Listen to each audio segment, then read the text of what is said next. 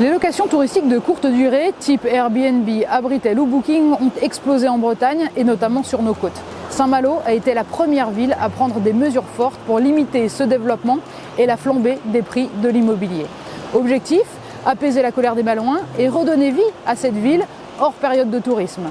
On fait le point sur la situation, même si la mairie n'a pas pris le temps de répondre à nos questions.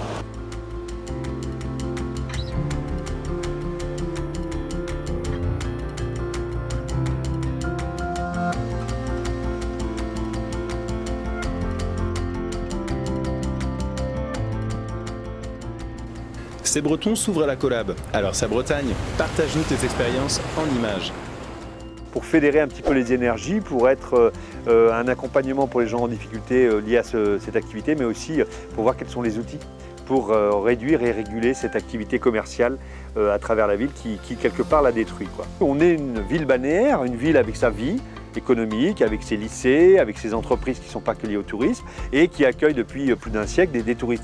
Et là, effectivement, on avait un risque, on a encore un risque d'être une station balnéaire, c'est-à-dire vide l'hiver, peu de services publics, une population monolithique.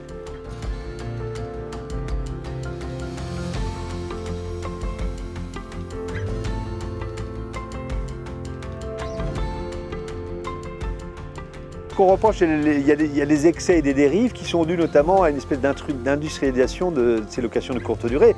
2014, il y avait 300 locations de courte durée, 2022, il y en avait 3000. C'est le fait d'être passé d'un complément de revenu pour des gens habitant un territoire qui louent un studio, une résidence secondaire familiale, une chambre, donc ils font un véritable accueil et font vraiment découvrir la ville et permettent à des touristes de pouvoir venir.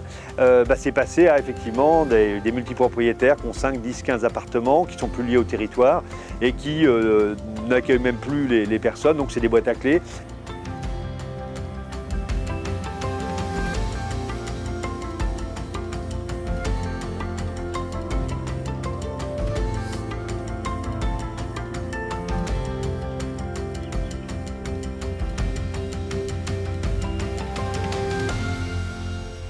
Des mesures qu'on vient de saluer, reste désormais la question du contrôle de ce règlement, puisque un règlement n'est rien s'il n'est pas appliqué et contrôlé.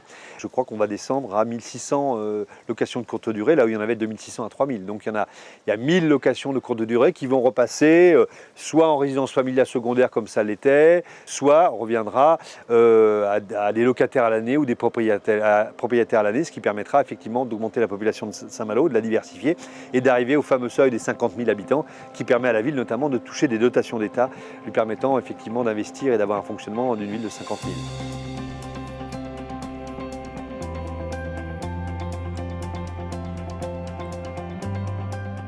Et les commerçants les plus liés à Saint-Malo, qui aiment leur ville, qui sont encore dans leur ville, qui habitent dans leur ville, comprennent qu'une certaine façon, c'est ce surtourisme-là qui est à combattre, parce qu'effectivement, ce n'est pas le tourisme tel qu'on l'a connu.